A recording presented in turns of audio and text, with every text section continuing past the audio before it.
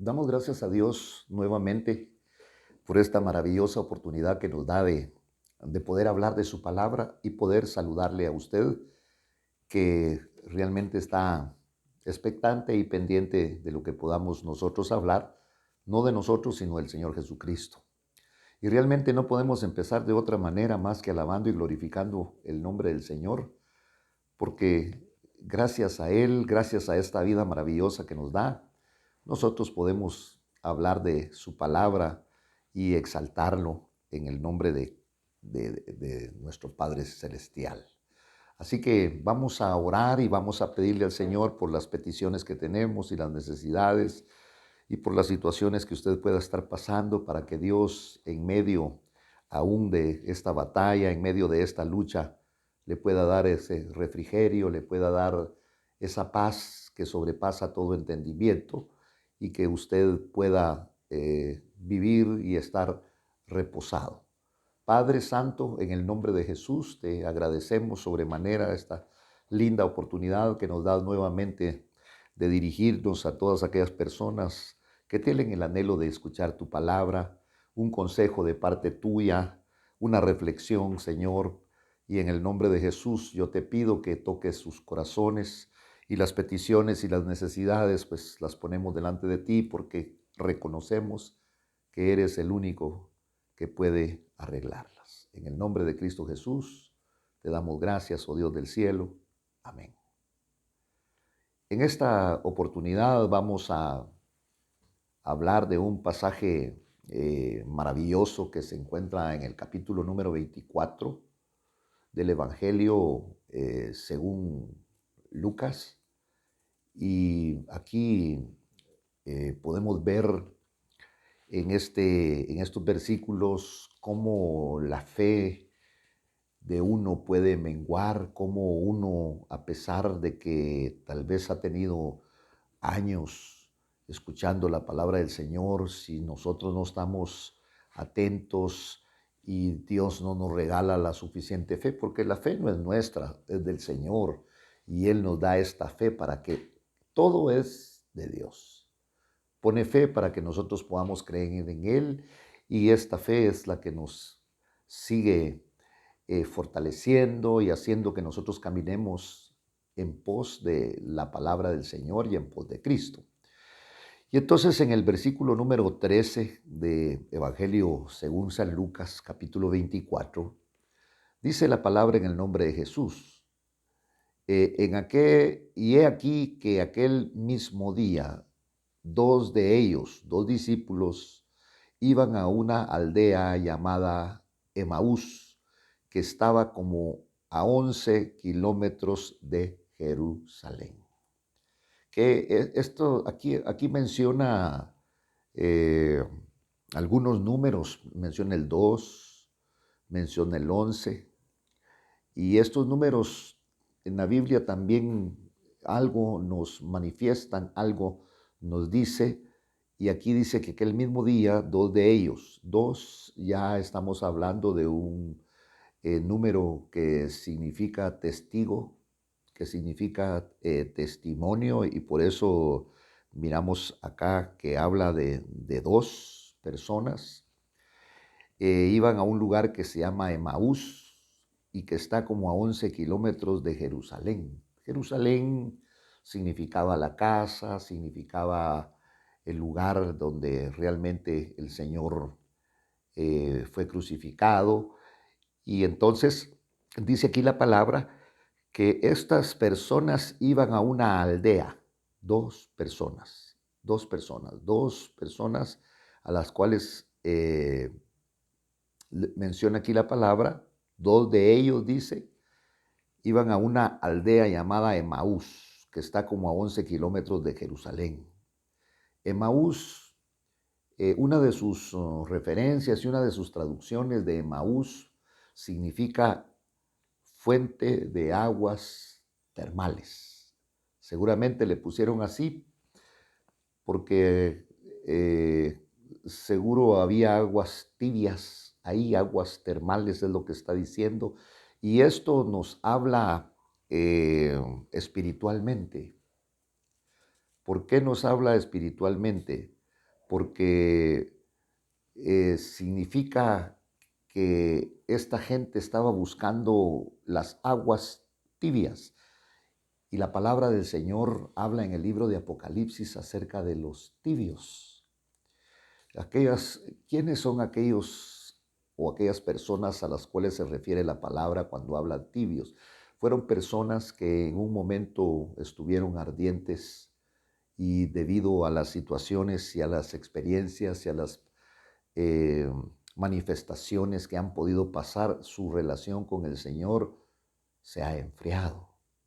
Y le habla a una iglesia apocalíptica, le dice, mejor fueras frío o, o ardiente, pero no tibio, pues porque es una situación que provoca vómito.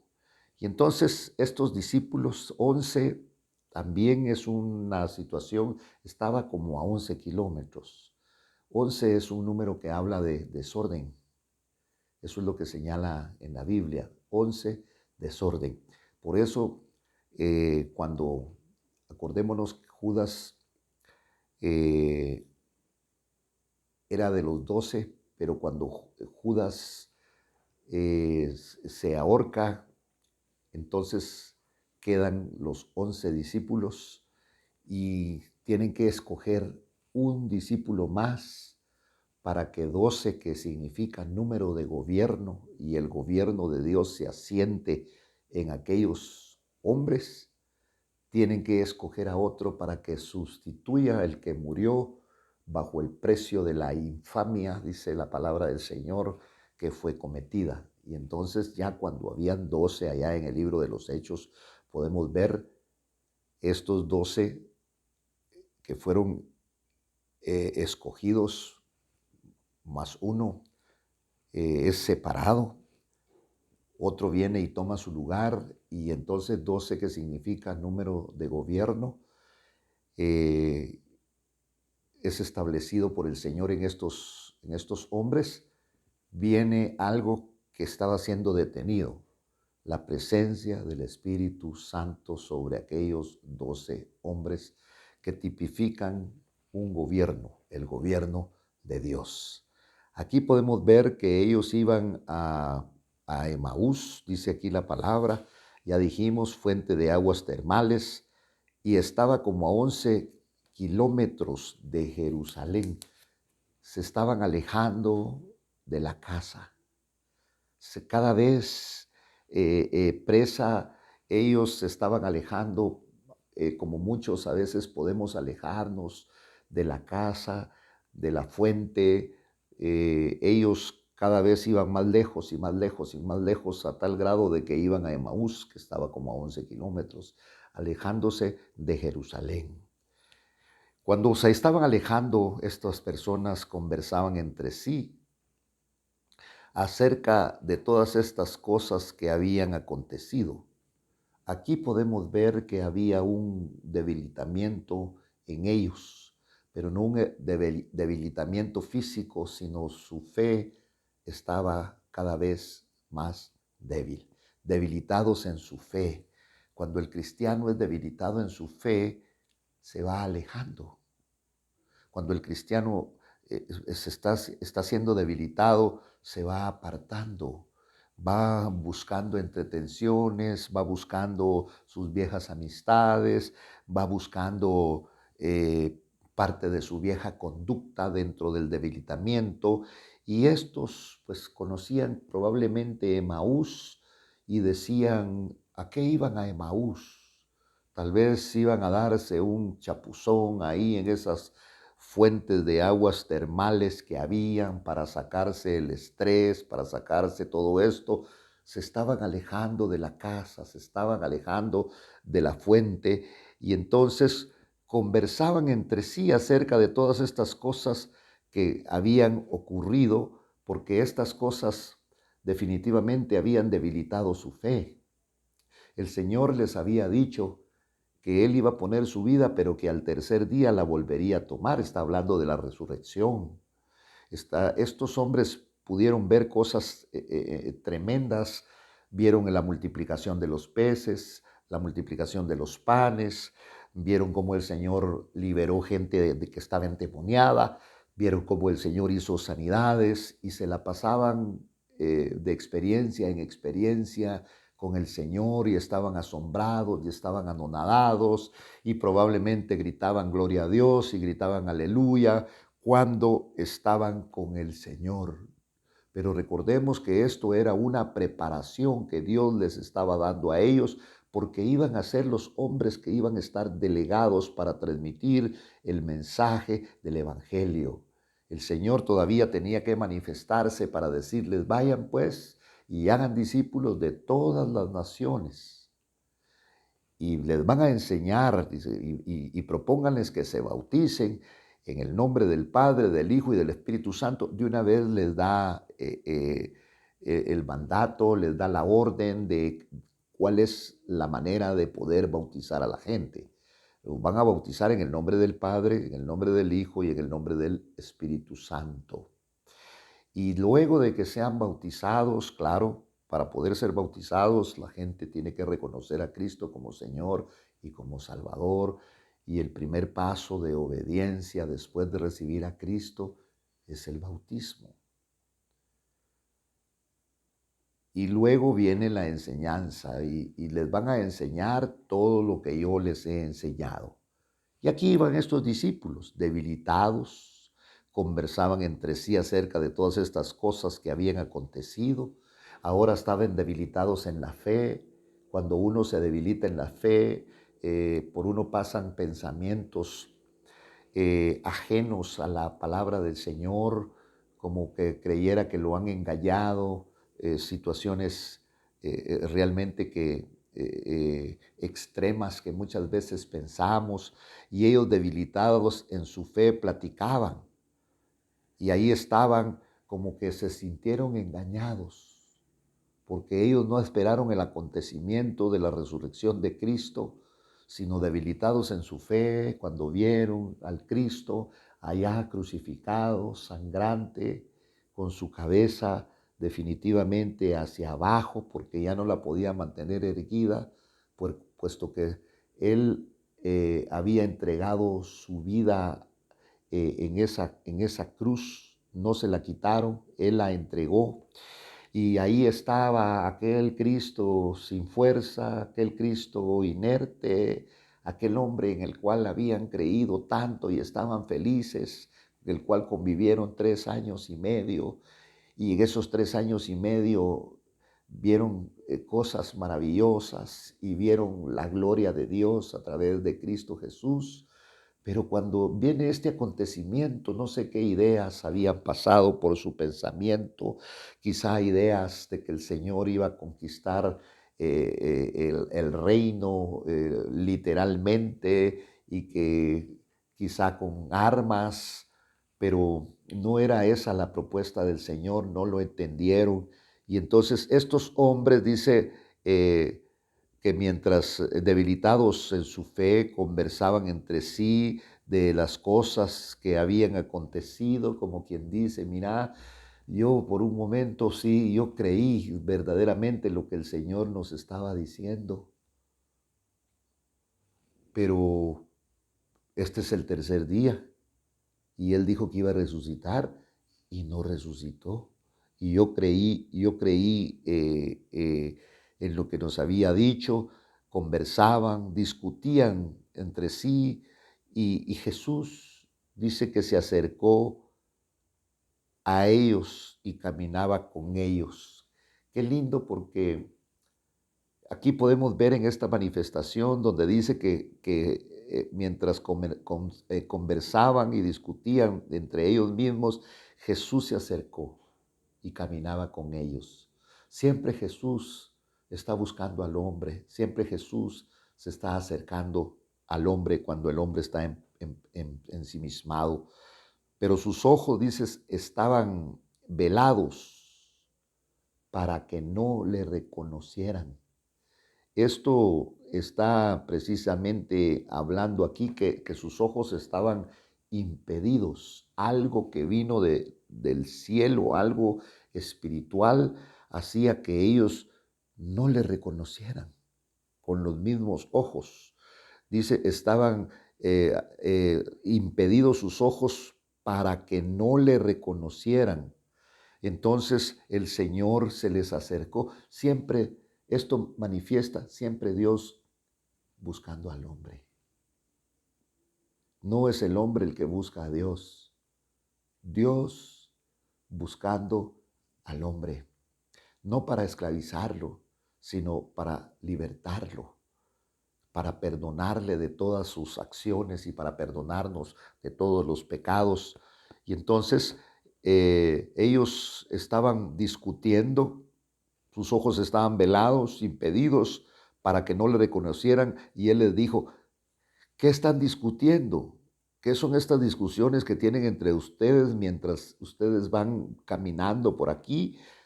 Y ellos se detuvieron con semblante triste. Ya no había aquel fuego que había antes. ¿Sabía usted que mucho cristiano anda entristecido? No digo todos, no, muchos. Muchos cristianos andan entristecidos. ¿Por qué razón? Porque se han alejado del Señor.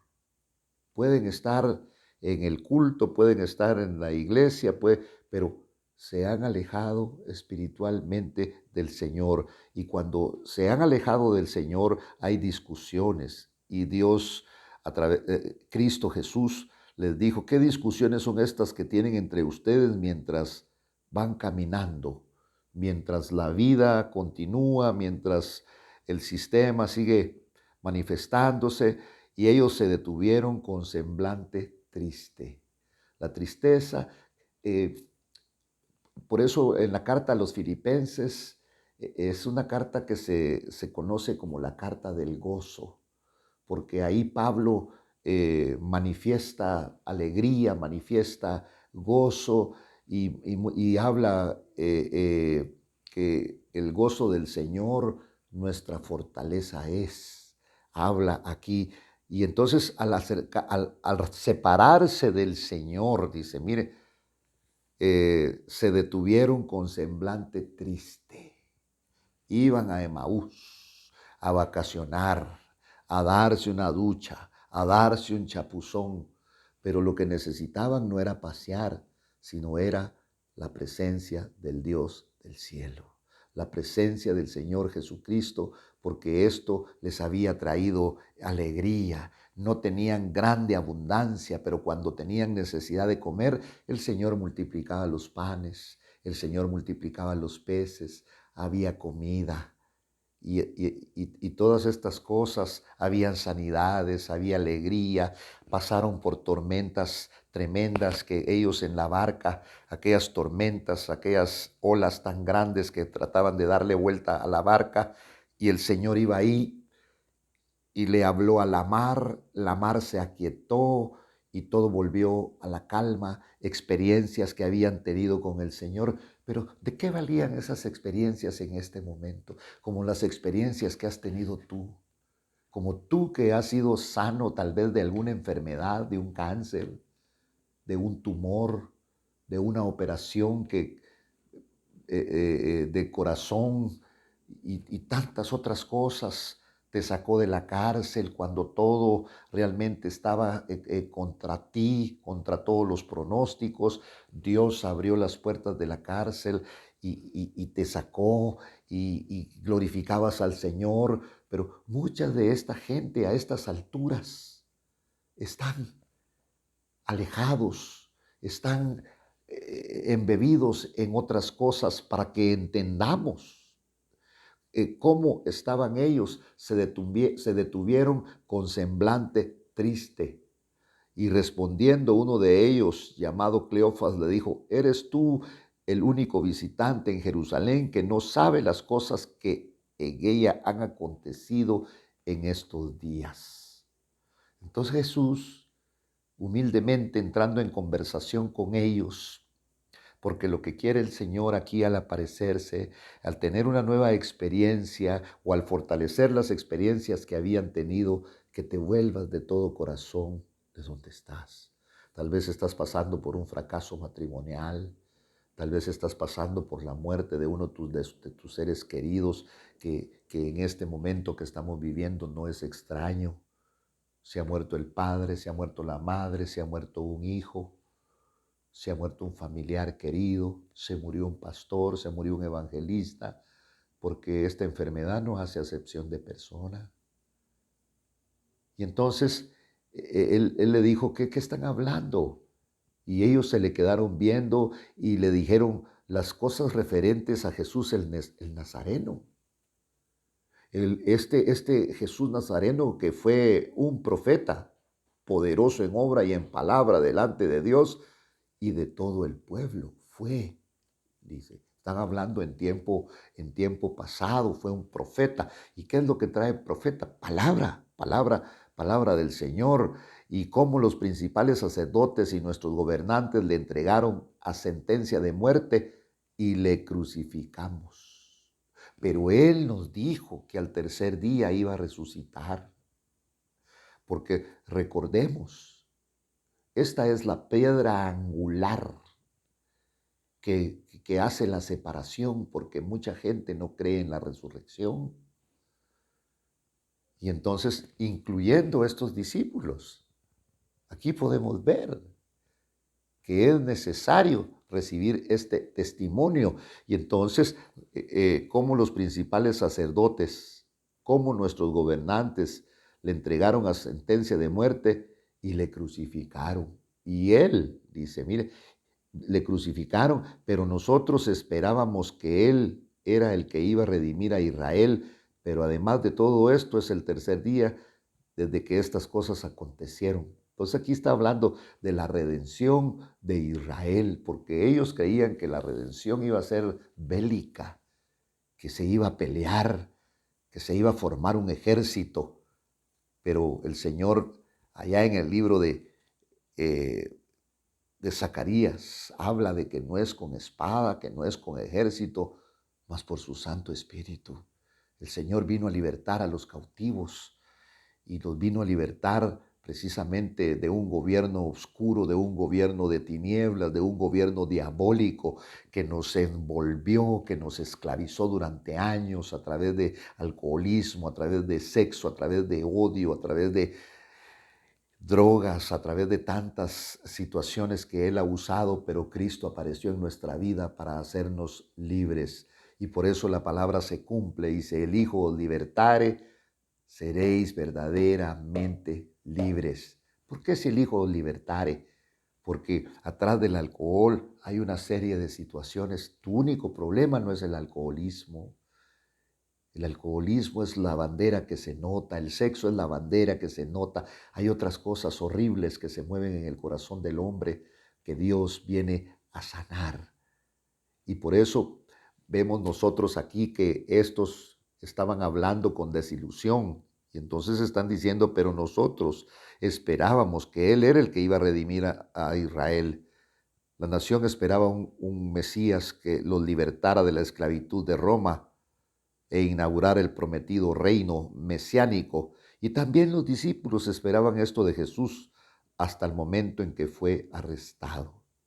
Habían pasado 36 horas entre la crucifixión y la muerte de Jesús y su resurrección, que era parte de 3 días según la forma judía de contar los días. El día de la muerte era el viernes, sería el primer día, todo el día de reposo, que era el sábado, el segundo día, y el primer día de la semana, que era el domingo, que era el tercer día, el día de la resurrección. Y estos hombres seguramente iban diciendo, yo de veras que creí que el Señor iba a hacer grandes cosas, que el Señor nos iba a libertar. No sabían de que ahora eran libres en su corazón. No sabían que ahora el Señor estaba quitando el odio de sus corazones. Y entonces por eso dice en el versículo 21, pero nosotros esperábamos que Él era el que iba a redimir. Eso significa a rescatar, a libertar a Israel. Pero además de todo esto, es el tercer día que estas cosas acontecieron.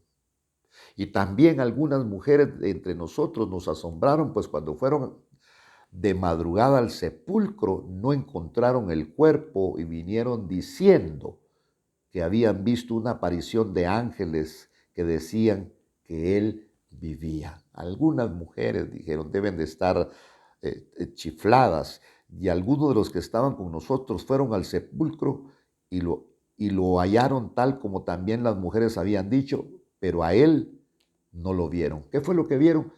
La piedra removida. Entonces Jesús les dijo, oh insensatos, necios y tardos de corazón para creer todo lo que los profetas han dicho. Entonces, era el cumplimiento. No era necesario que el Cristo padeciera todas estas cosas y entrara en su gloria, y comenzando por Moisés y continuando con todos los profetas, les explicó lo referente a él en todas las escrituras.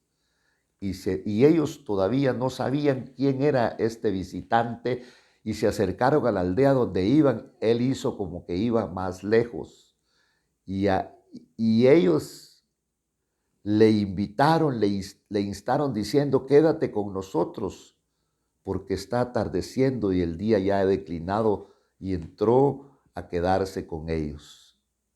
Y sucedió que al sentarse a la mesa con ellos, tomó pan y lo bendijo, y partiéndole les dio. Y entonces ellos se recordaron de una escena de Mateo 14:19, donde el Señor multiplicó los panes, pero agarró los panes y el Señor los partió de la misma manera. Ahora ellos notaron, y cuando Él partió los panes y les dio, y comieron seguramente, les fueron abiertos los ojos y le reconocieron, pero Él desapareció de la presencia de ellos. ¿Qué escena más conmovedora? Me imagino yo que estos hombres empezaron a llorar.